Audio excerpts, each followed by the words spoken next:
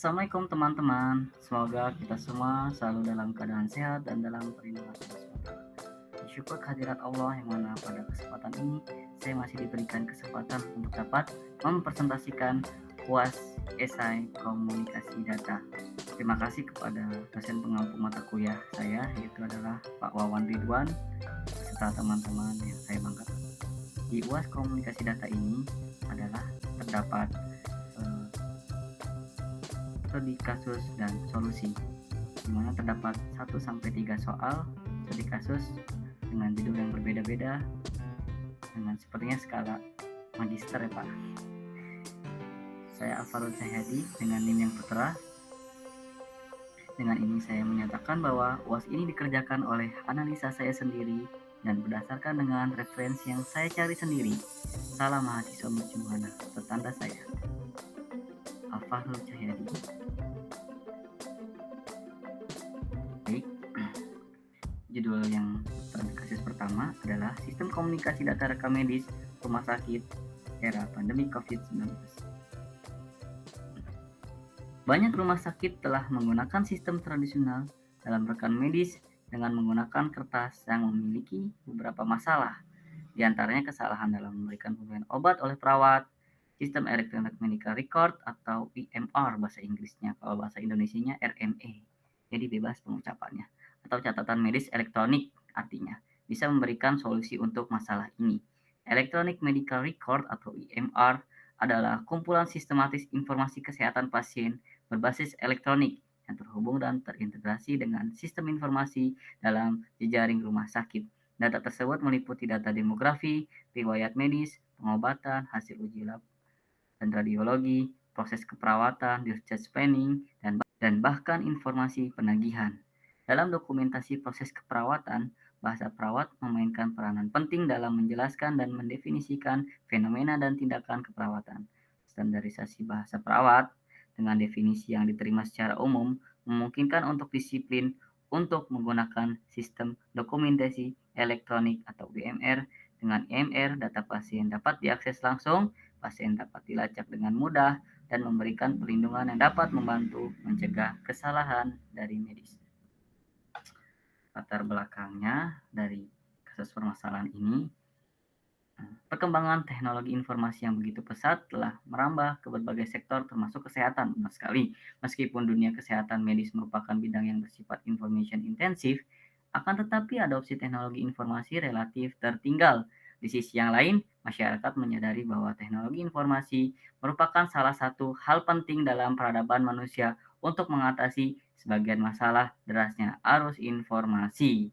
Rekam medis berbasis komputer, computer-based patient record, salah satu tantangan besar dalam penerapan teknologi informasi dan komunikasi di rumah sakit. Pengertian rekam medis berbasis komputer bervariasi, akan tetapi secara prinsip adalah penggunaan database untuk mencatat semua data medis, demografis, serta setiap event dalam manajemen pasien di rumah sakit maupun di klinik. Rekam medis berbasis komputer akan menghimpun berbagai data klinis pasien baik yang berasal dari hasil pemeriksaan perawat, dokter, dan tenaga kesehatan lainnya termasuk digitasi dari alat diagnosis IKG, radiologi, konversi hari pemeriksaan lab, dan lain-lain. Pertanyaannya adalah, buatlah solusi dari studi kasus tersebut. Jawaban saya adalah computer-based patient record yang diimplementasikan dengan baik. Dengan teknologi penyimpanan data portable, salah satu aspek penting dalam pelayanan kesehatan yang menggunakan pendekatan rujukan atau referral system adalah continuity of care. Dalam konsep ini, pelayanan kesehatan di tingkat primer memiliki tingkat konektivitas yang tinggi dengan tingkat rujukan di atasnya adalah penggunaan smart card, kartu cerdas yang memungkinkan penyimpanan data sementara. Smart card sudah digunakan di beberapa negara Eropa maupun di Amerika Serikat, sehingga memudahkan pasien, dokter, maupun pihak asuransi kesehatan. Dalam smart card tersebut, selain data demografis, beberapa data diagnosis terakhir juga akan tercatat. Teknologi penyimpan portable lainnya adalah model web-based electronic health record yang memungkinkan pasien menyimpan data sementara kesehatan mereka di internet. Data tersebut kemudian dapat diakses oleh dokter ataupun rumah sakit setelah diotorisasi oleh pasien. Teknologi ini merupakan salah satu model aplikasi telemedicine yang tidak berjalan secara real time. Aplikasi penyimpanan data portable sederhana adalah barcode. Nah, kode batang ini sudah jamak digunakan di kalangan industri sebagai penanda unik mereka datang tertentu. Hal ini jelas sekali mempermudah supermarket dan gudang dalam manajemen retail dan inventory.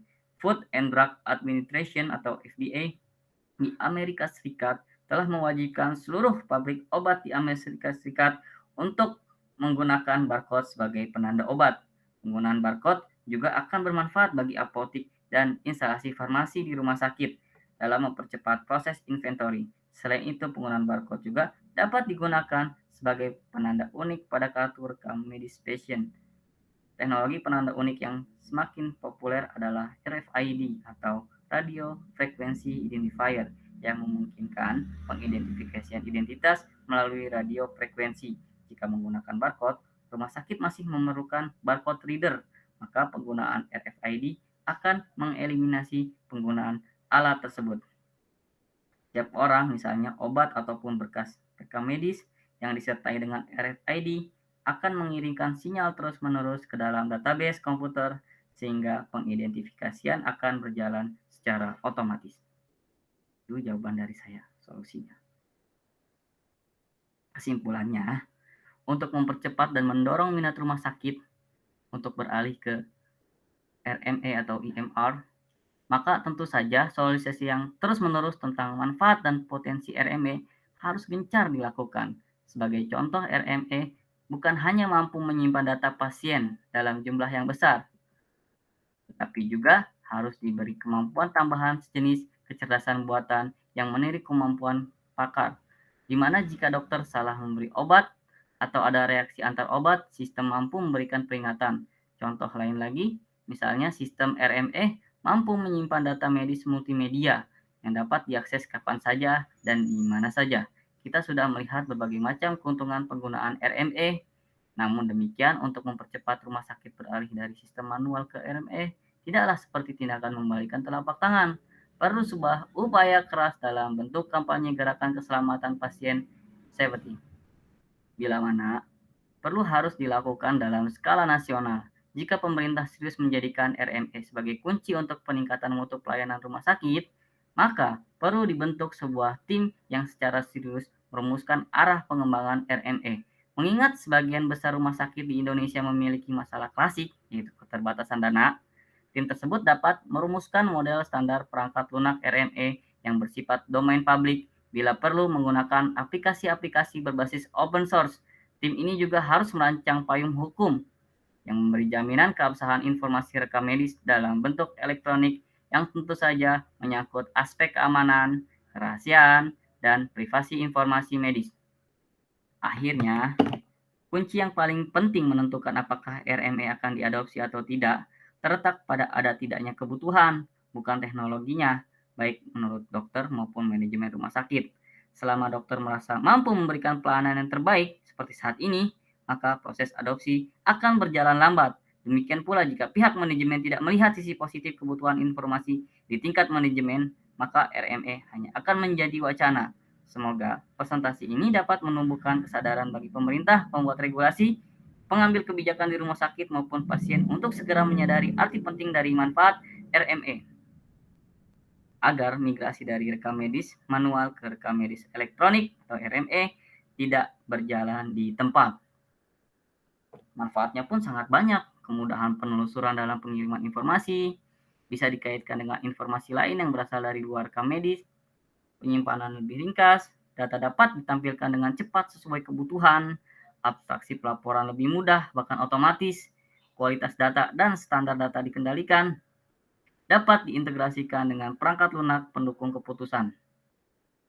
Selain lebih baik dalam proses penggunaannya, jika dibandingkan dengan rekam medik kartu, rekam medik elektronik atau digital tidaklah sempurna, juga dapat mempunyai hambatan, yaitu kepercayaan terhadap komputer, keterandalan, privasi, dan keamanan. Nah, jadi harus belajar lagi komputernya.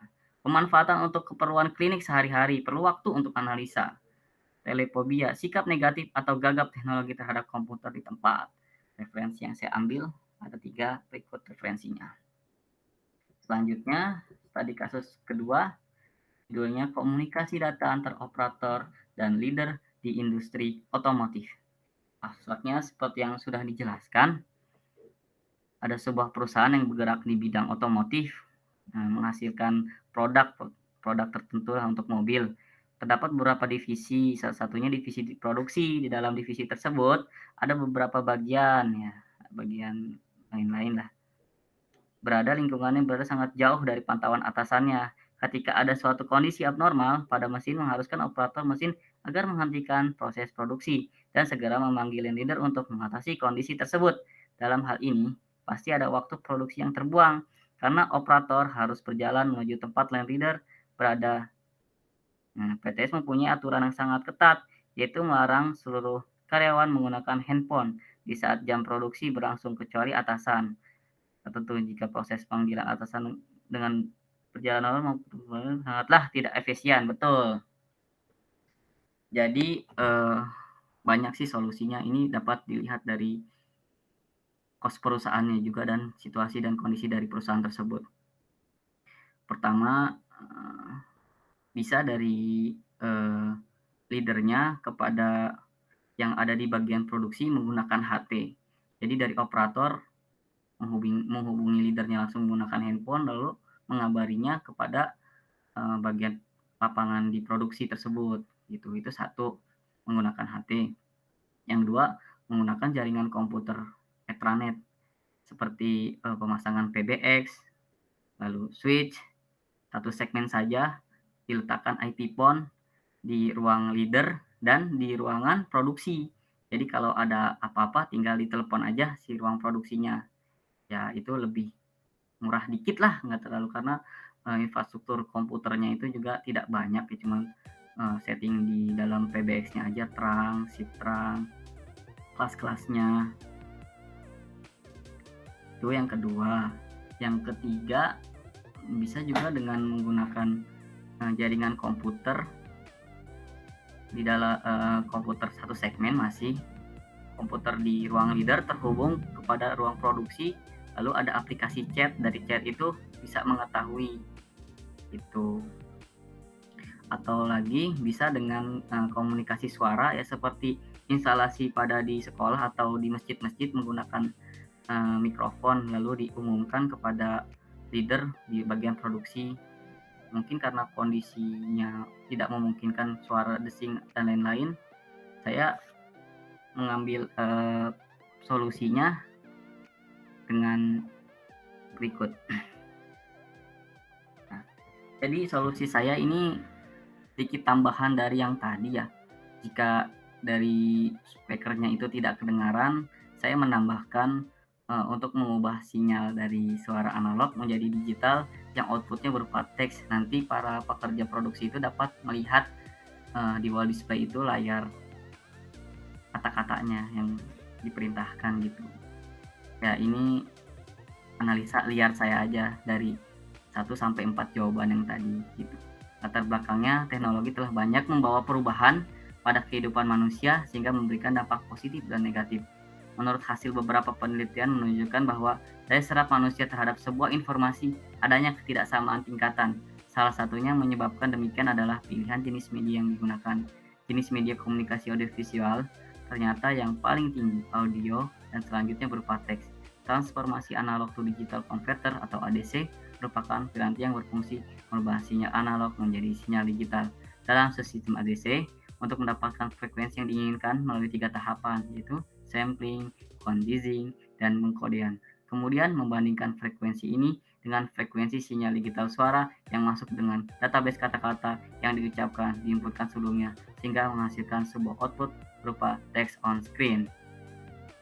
Lanjut saja teman-teman. Nah, ini gambar 1 sinyal analog, lalu gambar 2 sinyal digital berupa 0101. Berdasarkan latar belakang perumusan masalah di atas, maka penelitian ini diberi batasan yaitu sumber masukan berupa sinyal analog suara dalam bahasa Inggris dengan menggunakan kata singkat seperti stop atau start, berhenti atau memulai, agar proses penganalisan bit sinyal analog tidak terlalu banyak. Sinyal analog bekerja dengan cara mentransmisikan suara dan digital dalam bentuk gelombang kontinu atau continue varying. Dua parameter atau karakteristik terpenting yang dimiliki oleh isyarat analog adalah amplitude dan frekuensi. Komputer analog adalah istilah yang digunakan untuk menggambarkan alat penghitung yang bekerja pada level analog. Level analog di sini adalah lawan dari level digital, yang mana level digital adalah level tegangan, high, dan low rendah digunakan dalam implementasi bilangan biner. Ya. Nah, ini adalah skemanya, skema dari voice-nya sudah jelas ya. Kalau dari ruang reader ditaruh di ruang produksi, terdengar suara, mungkin kalau ada noise atau kebisingan, yang tadi solusinya bisa ditambahkan satu server lagi dibuat untuk mengkonversi dari suara menjadi tulisan dan bisa dilihat di wall display untuk karyawan produksi.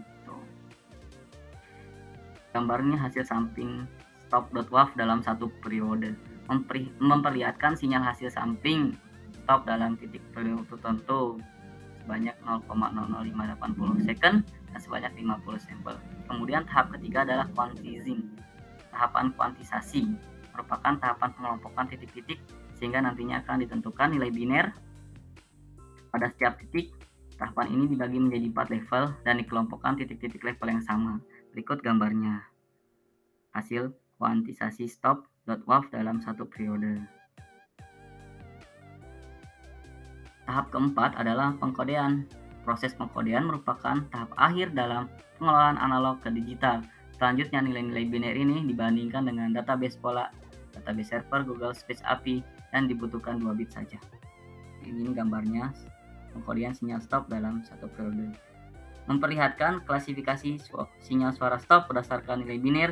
Setelah kode biner didapat, maka dilakukan matching voice terhadap pola yang ada di database server Google. Tahapan kelima adalah matching voice. Proses matching voice dilakukan untuk mempresentasikan sinyal input yang telah berubah menjadi sinyal digital atau bernilai biner. Dengan sinyal digital bernilai biner yang ada pada database server Google, kemiripan sinyal input dengan sinyal digital yang ada pada database inilah yang dibandingkan sehingga nantinya menghasilkan teks on screen yang sesuai atau tidak. Jika sinyal tersebut mendekati, maka hasil teks yang muncul akan sesuai dengan yang diucapkan. Kemudian sebaliknya, jika sinyal input hasil digitalisasi tidak mirip dengan nilai biner yang ada pada pola, maka teks yang ditampilkan tidak sesuai. Lalu tahap ke-6 adalah validasi. Validasi merupakan tahap pembuktian sinyal digital hasil pengolahan analog to digital yang terjadi dalam perangkat analog to digital converter merupakan suara manusia. Jika frekuensi suara 20 Hz sampai 20.000, maka ketahui bahwa sinyal suara tersebut adalah suara manusia. Tahap ketujuh adalah text on screen. Tahap ketujuh merupakan tahap akhir dan output dalam proses speech to text. Teks ditampilkan pada aplikasi. Teks dapat tampil dipengaruhi oleh fenom. Tahap ketujuh adalah text on screen. Nah, ini tahap akhirnya. Tahap ketujuh merupakan tahap akhir dan output dalam proses speech to text. Teks ditampilkan pada aplikasi. Teks yang tampil dipengaruhi oleh phoneme, lexicon, dan noise. Kesimpulan yang ditarik adalah proses input speech dipengaruhi oleh beberapa faktor antara lain phoneme, lexicon, dan voice, kebisingan di sekitar user. Tinggi dan rendahnya sample rate dan bit sangat mempengaruhi kejernihan suatu suara. Semakin pendek durasi length suara, maka akan menghasilkan bitrate yang kecil.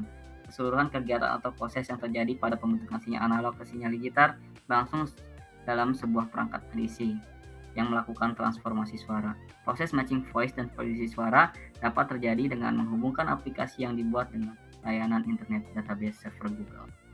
Itu solusi yang terakhir sih kalau misalnya mau ngabisin duit. Itu solusi PR saya aja dengan 1-4 yang sudah saya jelaskan tadi.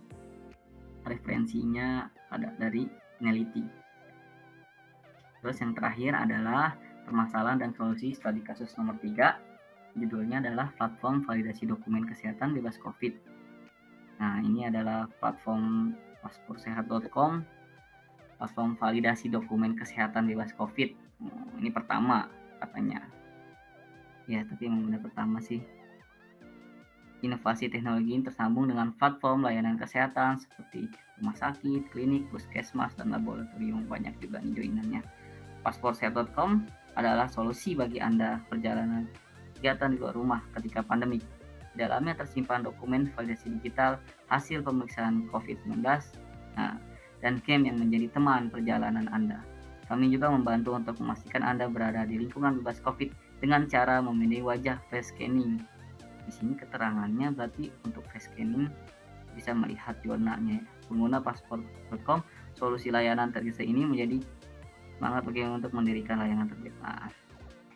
Jadi ini perspektifnya dalam sisi user ya, berarti dalam di handphone atau di laptop atau di komputer. Lalu pertanyaannya ada 3. Buat analisa skema cara kerja model integrasi komunikasi data yang ada di dalam platform tersebut. Yang kedua, analisa kelebihan dan kekurangannya. Yang ketiga adalah berikan solusi dari kekurangan tersebut. Jawaban saya adalah latar belakangnya dulu. Lalu lintas kedatangan penumpang dari dan ke Indonesia sulit dihindari, termasuk saat pandemi.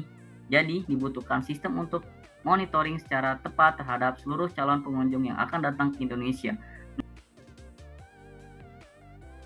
Menjawab tantangan itu, Kementerian Kesehatan Indonesia, dalam hal ini Direktorat Surveillance dan Karantina Kesehatan, Ditjen Pencegahan dan Pengendalian Penyakit, mengembangkan sistem Electronic Health Alert Card Indonesia, merupakan singkatan dari Electronic Health Alert Card, atau artinya adalah kartu kewaspadaan kesehatan.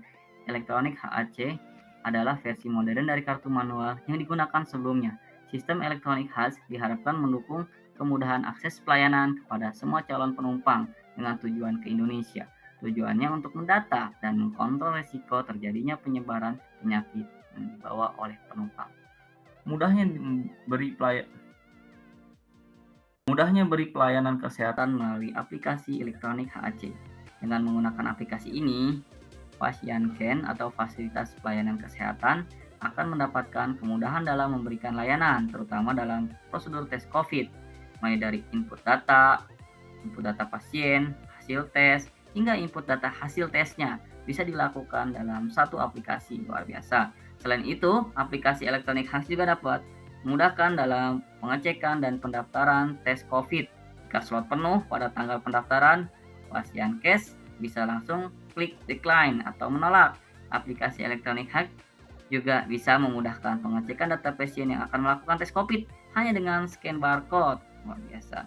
Serta membuat hasil tes COVID dengan hanya mengubah template menyesuaikan dokter penanggung jawab rumah sakit dan yang mengeluarkan hasil tes. Aplikasi elektronik HAC juga memudahkan untuk input data hasil dari tes COVID ke database hanya dengan masukkan hasil tes dan nomor surat dan ketik save akan langsung terupdate. Nah, ini akan jadi sertifikat COVID-nya, teman-teman. Ini skema dari logikanya dari aplikasi paspor sehatnya ya. Jadi ada halaman utama, lalu ada sub-subnya, ada portal Indonesia, ada user role agreement, halaman info dari WHO, informasi kontak, dan halaman pengunjung.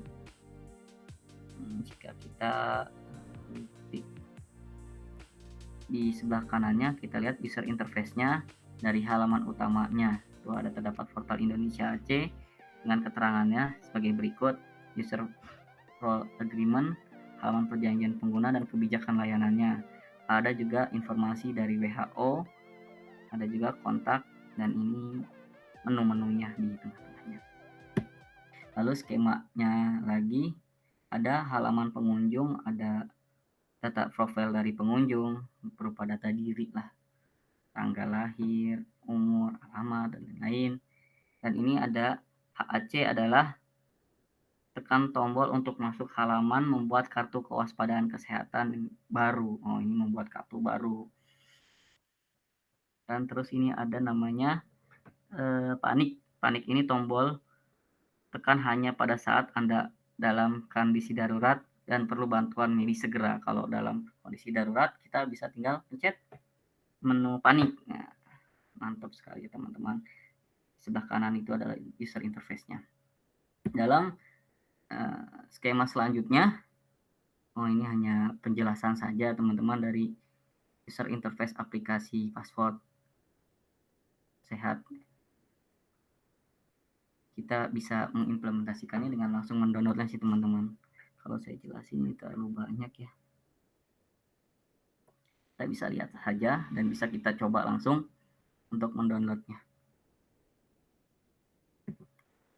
Dan selanjutnya ada registrasi HAC. Pilih checklist yang mana sesuai dengan data diri kita. Setelah itu tekan tombol submit jika selesai. Sisi sebelah kanan pada tampilan HAC menampilkan informasi yang telah Anda isi sebelumnya. Jika terdapat kesalahan informasi, hapus HAC yang telah dibuat dari halaman sebelumnya. Lalu buat HAC baru dengan informasi yang benar. Pada halaman ini juga terdapat menu untuk menampilkan barcode HAC. Ditunjukkan barcode HAC terkait pada petugas pada checkpoint pemeriksaan. Nah, ini. Tombol untuk membuka halaman informasi gejala gangguan yang Anda rasakan. Ada menunya, ada menu tombol untuk mencetak HAC bila perangkat Anda terhubung ke printer. Oh, bisa juga mencetaknya. Atau tekan tombol QR code untuk menunjukkan barcode HAC kepada petugas di tempat pemeriksaan. Nah, ini semua aplikasi ini terintegrasi oleh aplikasi layanan kesehatan Kemenkes ya teman-teman. Jadi barcode-nya ini keluar sesuai dengan ID-nya. Jadi tidak ada yang sama, ini identitas diri kita sendiri. Begitu. Untuk skema komunikasi datanya, ada server database, ada server aplikasi, dan ada internet lalu ke subsistem klien. Server database terhubung dengan database Kemenkes. Data-datanya terintegrasi. Dari server database dihubungkan dengan LAN menuju ke server aplikasi. Di server aplikasi mempunyai banyak servis-servis yang disediakan, yaitu informasi kebijakan Kemenkes terbaru, halaman berita dan informasi dari WHO, halaman informasi kontak layanan elektronik HAC, berkas data perjalanan dan kendaraan, cek informasi gejala gangguan kesehatan yang dirasakan, menampilkan barcode HAC kepada petugas pemeriksaan yang tentunya terintegrasi dengan layanan kesehatan Kemenkes. Dari subsistem klien ini dari sisi user, dari subsistem penghubung, dari jaringan internetnya, dari subsistem server, dapat aplikasi web dan aplikasi web server dan aplikasi server database. Data diri e-hack meliputi nama belakang, umur, data diri kita semuanya. Pas proses barcode. Nah, proses barcode ini telah saya buat menggunakan flowchart. Start, read input barcode, baca, lalu terintegrasi dengan database. Ada pilihan sesuai dengan database tidak. Jika petugas barcode read-nya sesuai, maka dapat diterima dan muncul nama kita dan ID. Jika tidak, maka ditolak. Jadi semua sistem ini membutuhkan internet yang terhubung dengan baik, teman-teman. Jika tidak ada internetnya, maka tidak bisa menampilkan barcode secara baik. Di dalam aplikasi ini juga terdapat face scanning. Fungsinya itu melihat kondisi kesehatan kita sih gimana itu aplikasinya. Seperti yang sudah diterangkan tadi, ya pada dasarnya pendeteksian wajah sama seperti halnya teknologi pencocokan sidik jari. Teknologi pengenalan wajah hanya pemindaian kelebihan dan kekurangan. Nah, seperti yang telah tadi dijelaskan bahwasanya aplikasi tersebut memiliki face scanning yang fungsinya adalah mendeteksi kesehatan kita sih. Pada dasarnya pendeteksian wajah sama seperti teknologi pencocokan sidik jari, pemindaian retina, sampai pengenalan suara yang dilakukan untuk membedakan antara sampai pengenalan suara yang dilakukan untuk membedakan antara kondisi fisik seseorang yang satu dengan lainnya. Semua sistem tersebut mengambil data dari orang yang tidak dikenal, menganalisa data dalam input, serta baru dicocokkan dengan entry yang ada di database. Ketika sebuah gambar ditangkap, perangkat lunak dalam komputer akan menganalisisnya untuk diidentifikasi di mana wajah-wajah tersebut berada. Setelah wajah berhasil diidentifikasi, sistem facial recognition akan memproses lebih dekat gambar yang lantas dituangkan ke dalam bentuk faceprint. Sama halnya sidik jari, faceprint merupakan karakteristik yang digunakan untuk mengidentifikasi secara khusus wajah seseorang. Faktor kunci yang mempengaruhi seberapa baik teknologi facial recognition bekerja yaitu pencahayaan. Wajah yang dengan pencahayaan yang merata tanpa bayangan dan tidak menghalangi pandangan dari kamera adalah yang terbaik. Ya sesuai penyebabnya masalah teknis dan non teknis lah itu. Isu yang paling utama yang sering diperdebatkan oleh masyarakat mengenai facial recognition adalah privasi teknologi ini. Dengan dalih identifikasi dan pengawasan memungkinkan mengambil gambar seorang tanpa izin dari pihak bersangkutan. Nah, potensi penyelewengan begitu terbuka lebar. Masalah yang muncul dari ini adalah transparansi, kata Direktur Eksekutif Pusat Privasi dan Teknologi (LSM) yang berfokus pada isu-isu teknologi.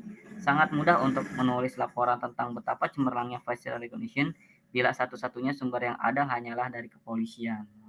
Bahaya sekali teman-teman. Kekurangan tanpa dihad kekurangan tanpa kehadiran undang-undang, pedoman maupun kebijakan yang komprehensif, teknologi pengenalan wajah hanya memiliki implikasi yang mengerikan bagi kebebasan sipil. Setiap wajah yang berhasil ditangkap akan dipindai dan Setiap wajah yang berhasil ditangkap akan dipindai dan disimpan dalam database kepolisian. Publik tidak pernah tahu data tersebut nantinya bakal dipakai untuk kepentingan apa. Pengawasan yang jadi inti teknologi deteksi wajah dapat mengarah pada aksi sensor. Secara diam-diam, teknologi itu dapat mengekang hak berbicara, protes, dan mengumumkan pendapat. Lebih parahnya lagi, teknologi deteksi wajah ini dapat membungkam eksistensi kelompok-kelompok minoritas tertentu di belahan dunia. Alasan yang sangat jelas, produk deteksi wajah dianggap lebih banyak mendatangkan potensi malapetaka dibandingkan manfaat yang baik bagi penggunanya. Privasi yang terganggu, ancaman represi, hingga minimnya perlindungan terhadap hak-hak sipil merupakan contoh keburukan dari teknologi ini. Otoritas terkait yang menggunakan jasa deteksi wajah selalu berdalih bahwa teknologi ini yang mereka pakai mampu memudahkan tugas mereka. Namun, pada kenyataannya, alih-alih mendatangkan manfaat, deteksi wajah ini tak jarang bikin masyarakat di sekitar menjadi terancam. Teknologi deteksi wajah sudah kadung diterapkan di seluruh dunia. Ia memenuhi ruang-ruang di bandara, di jalanan, supermarket, hingga perkakas yang kita genggam setiap harinya. Tidak seperti sidik jari atau pemindaian retina misalnya, teknologi facial recognition mudah dilakukan tanpa sepengetahuan subjek. Imbasnya yakni, bisa jadi teknologi ini bakal mempengaruhi cara masyarakat melakukan aktivitas dalam sehari-hari. Semestinya, teknologi memudahkan, bukan malah bikin repot tak karuan. Kelebihannya dan kekurangannya, ini langsung kesimpulannya. Ketersediaan data gambar, sulit mendapatkan gambar wajah dengan beragam pose seorang pada umur yang berbeda. Waktu pemrosesan untuk mendapatkan akurasi pengenalan wajah yang tinggi diperlukan algoritma yang kompleks yang perlu diolah dengan komputer khusus dan superkomputer. Ketiga adalah proses penuaan. Terlalu banyak Yang ketiga adalah proses penuaan. Terlalu banyak variasi pada wajah orang pada suatu umur. Yang keempat adalah umur. Beberapa penelitian mengatakan bahwa akurasi pengenalan sangat tergantung pada umur subjek. Kelebihan dan kekurangannya, Ketua Bidang Industri Aplikasi Nasional Masyarakat Telematika, penyebab aplikasi Peduli Lindungi ini aplikasi dari Kemenkes, paspor kesehatan, platform yang tadi. Sepi pengunduh karena menurut saya sependapat karena penamaan ini terbilang sulit diucapkan. Bahkan saya selalu research, saya lupa lagi. Apa tadi? Paspor sehat, peduli lindungi, susah dieja gitu. Jadi sebaiknya penamaan sebuah aplikasi hanya terdiri dari satu kata saja biar mudah diingat gitu. Agar masyarakat mudah mengucapkan dan mudah mengingatnya. Kalau yang panjang-panjang jadi cepat lupa gitu. Harus memiliki kestabilan internet, jelas. Harus memiliki kestabilan internet dan sangat membutuhkan mesin artificial intelligence yang mumpuni. Kelebihan face recognition banyak, membantu menemukan orang hilang, membantu menjaga keamanan karena bisa dengan mudah mengetahui pelaku kriminal dengan identifikasi wajah, flow arrival lebih cepat di destinasi dengan tentunya data profiling sudah tersimpan dengan secure dan terpercaya, memudahkan file memudahkan organize file foto pada iPhone. Teknologi ini membantu menemukan orang hilang, terutama pada anak kecil yang sudah hilang bertahun-tahun. Dengan fitur yang bisa memprediksi seperti apa perkembangan wajah seorang beberapa tahun ke depan. Selain itu, tempat seperti bank, bandara bisa dengan mudah mengidentifikasi wajah seorang dengan catatan kriminal. Jadi bisa mencegah kejahatan yang akan terjadi juga nih bersama dengan keunggulan. Nah, jadi banyak sekali ya teman-teman kelebihan dan kekurangannya dari aplikasi ini, apalagi menu yang face recognition itu yang telah saya sebutkan tadi. Tapi ya lebih baik tidak usahlah untuk memakai aplikasi itu, paling hanya untuk barcode-nya saja sih yang diperlukan gitu. Karena barcode tersebut tidak bisa dimanipulasi. Oh, ini saya akan menjelaskan lagi. Kelebihannya, ini barcode fakta yang menemukan penjelasan dari Direktur Digital Healthcare PT Bio Farma Persero mengatakan bahwa pembuatan sistem informasi data yang sedang dikembangkan oleh pihaknya akan mengikuti regulasi yang ada. Semua proses ini harus mengikuti best practice, harus mengikuti regulasi yang ada, baik regulasi dari Kementerian Kesehatan, Badan POM, Koninfo, berkaitan privasi data, penerima vaksin, dan seterusnya. Ujarnya seperti dilansir dari artikel berjudul Sistem Informasi Satu Data Vaksinasi COVID, hindari informasi ganda, yang tayang 6 Desember 2020 di halaman covid19.go.id.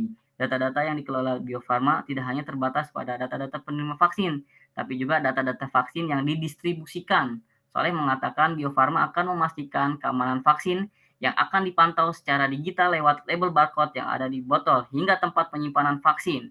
Lengkap ya. Dan ini jadi yang menjadi pertama di Asia Tenggara. Setiap botol vaksin akan ada ID-nya, terdapat barcode-nya. Jadi tidak ada oknum yang bisa menyalahgunakan vaksin, tidak ada pihak-pihak yang tidak mendapatkan vaksin atau double vaksin, dan data asli seorang yang sudah divaksin karena terdapat barcode ID-nya tidak bisa dimanipulasi. Konsumen juga bisa memanfaatkan infrastruktur digital tersebut untuk melakukan pre-order layanan vaksinasi